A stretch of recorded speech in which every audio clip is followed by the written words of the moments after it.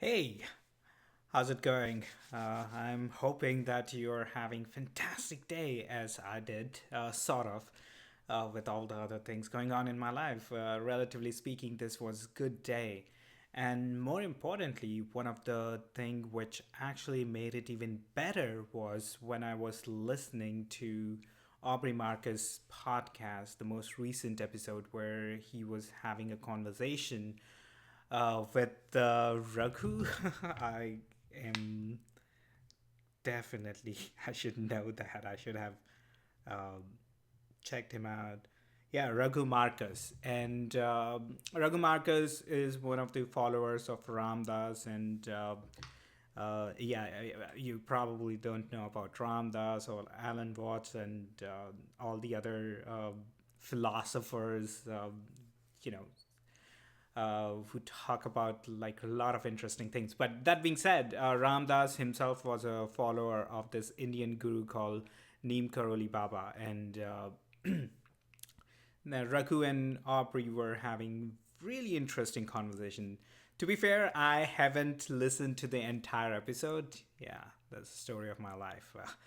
Don't do all the things till the end, I guess.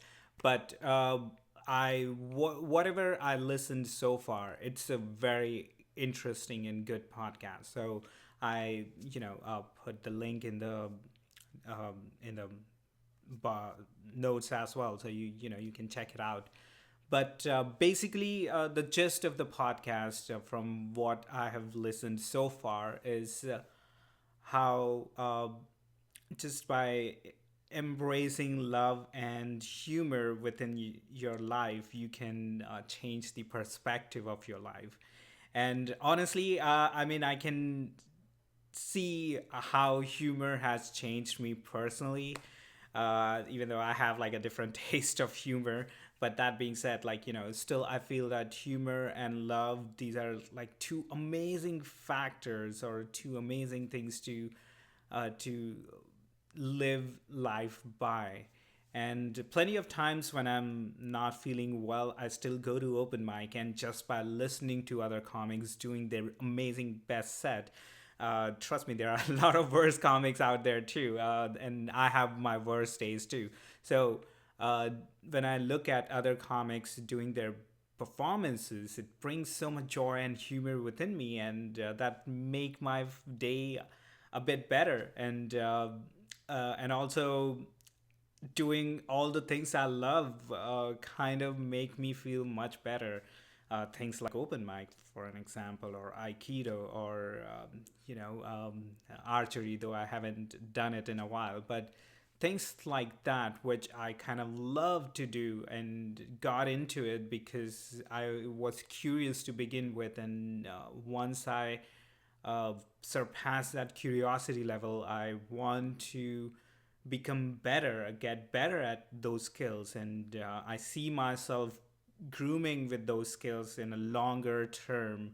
And I'm not in it for like next 2 years or 3 years or 10 years. I'm in it for lifelong, so to speak. So these are some of the skill set which I want to continue throughout my life. Let's see how that gonna go, because life is kind of funny. It has its funny ways to throw you off plenty of times. So uh, but love and humor, in whichever format you can bring into your life, definitely make your life enriching. And I'm feeling that, at least in this moment. And I have my down days too. But at this moment, I'm feeling the possibility, the things which I love to do, regardless of where I am and whatever circumstances I am in. And the humor factor is really interesting and important, because I don't need, so to speak, external factors to find the humor.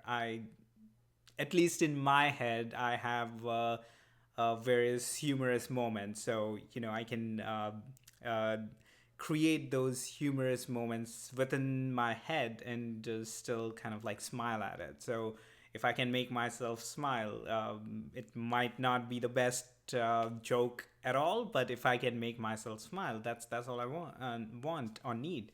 And that's what I'm getting at. Like, these are some of the things which you don't need external factors for. I mean, it's amazing. It's the best way to experience when you do have, say, humorous friends and good loving support and things you kind of love to do and whatnot. But even if you don't, you can still manifest these things from within, and that itself is such an important, unique lesson, uh, or at least an insight which I gained today. And I can see myself maybe following this practice, because one of the things which Raghu was getting at was that these are practice. It's not that everyone will have these things come up naturally, like, right, like, loving something or someone, it may not come naturally, and in those moments it's more of a practice. And love for me comes by being grateful most of the time. When I'm grateful for the people around me, when I'm grateful for my family, my friends, and I'm grateful for my physical body itself, which is um, letting me experience the whole world, the whole reality I'm experiencing right now. So I'm grateful for all of those things in my life, and I feel that love sort of is connected with gratefulness. And in similar way, I kind of love some of the aspects of my life, even though I hate a lot of the aspects of my life as well. But it's a practice. That's what I'm getting at, and that's what I want to hone and build into and live a more loving, self-aware life. One of the word which Raghu mentioned was loving consciousness. I think loving consciousness. Yeah. So that's the being I want to, or in some sense, we all are. It's more of a realization and finding that integral part of yourself and practicing it. So I guess I'm gonna find that part of me and practice through it and become um, or find more loving and humorous moments within my life. And yeah, knowing myself, this will last only for some time, and then I spiral down and then get back up again, and then spiral down and get back up again, because that's how life works.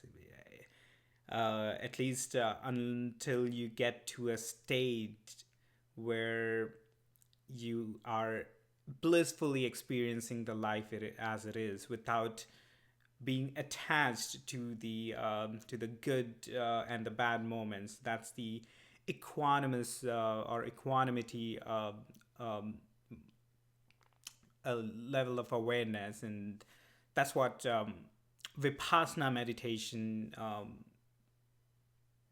sort of help to get to. So Vipassana has this concept of being equanimous during the bad times as well as during the good times.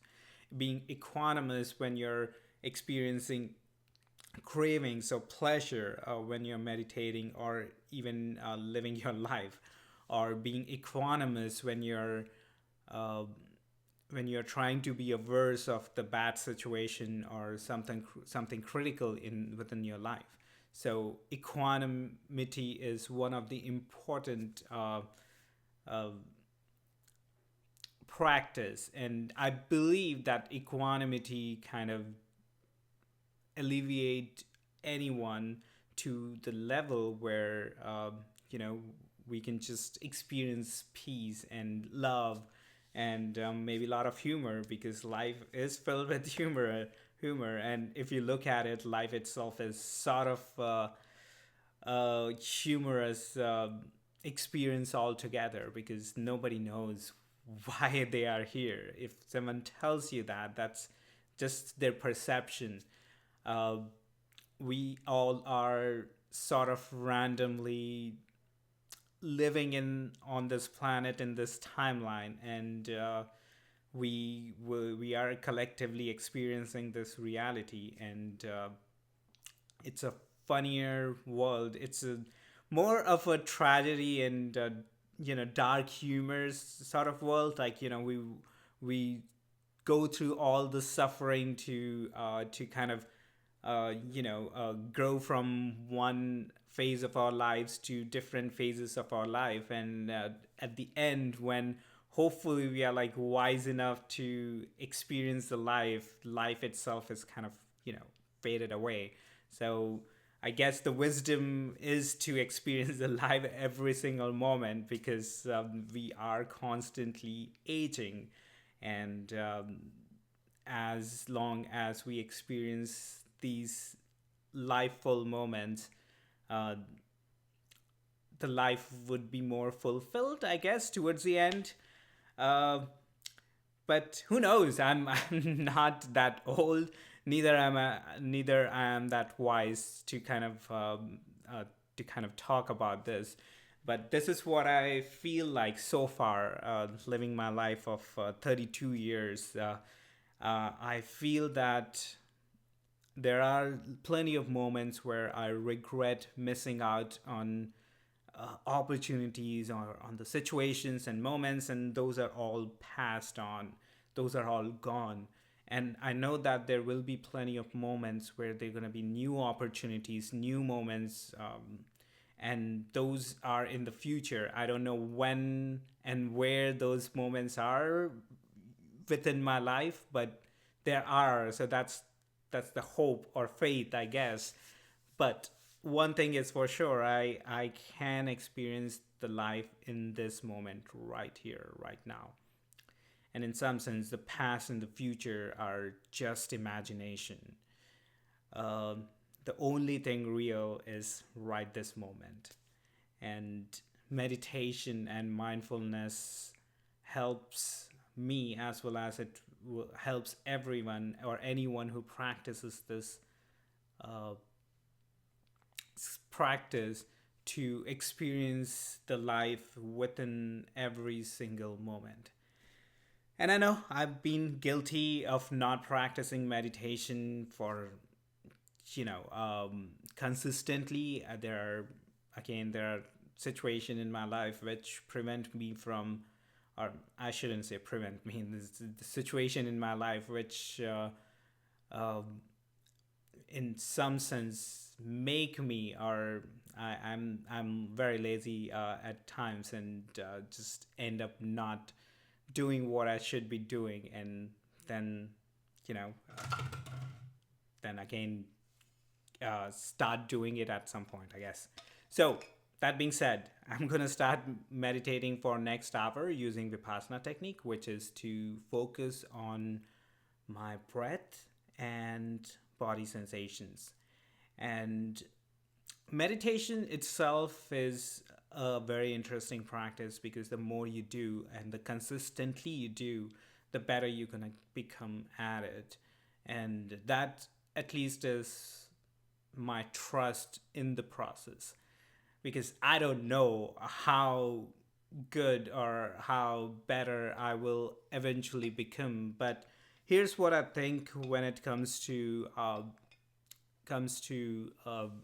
learning something, or at least this is my understanding, that if I continuously do meditation or consistently do meditation for, say, 5 years, then there will be a point after 5 years when I'll have this aha moment and everything changes after that.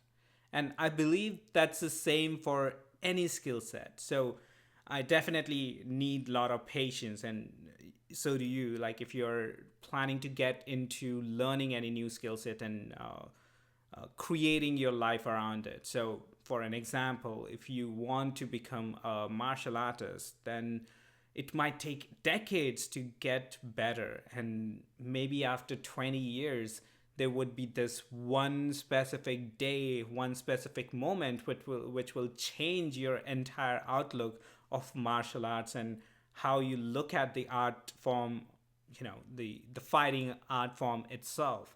So I guess those are the moments for which you have to put in all the time, effort, and energy into. So I'm hoping that those moments come sooner than later.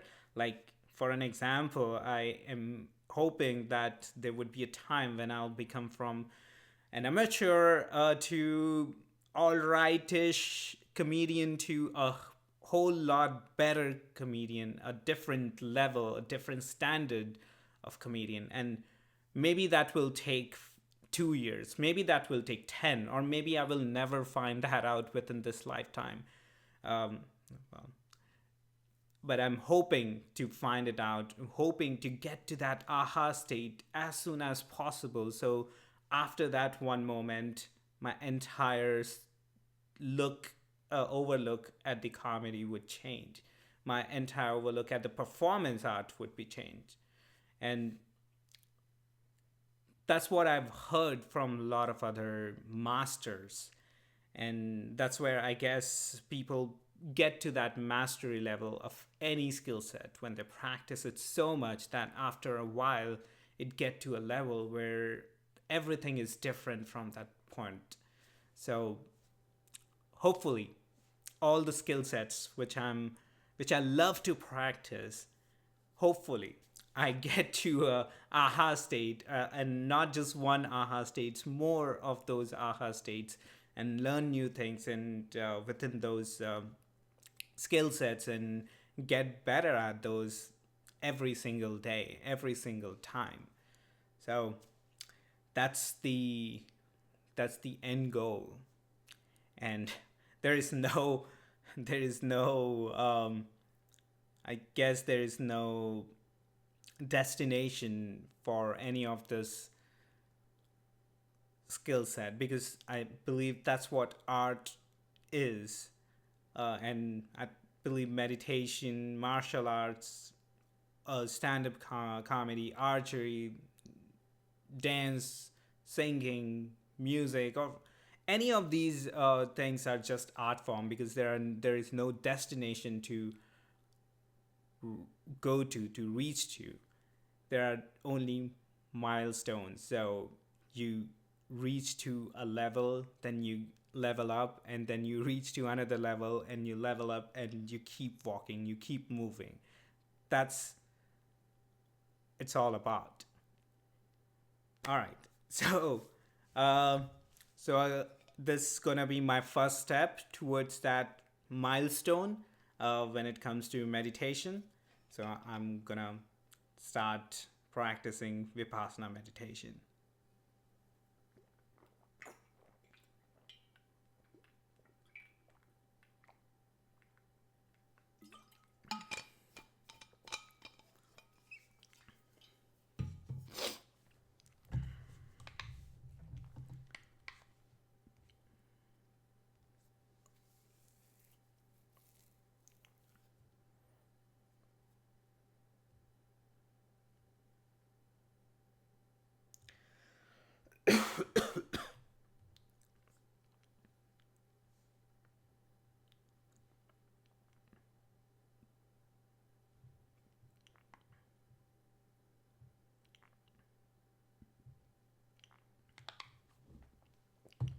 All right, I'll see you in an hour.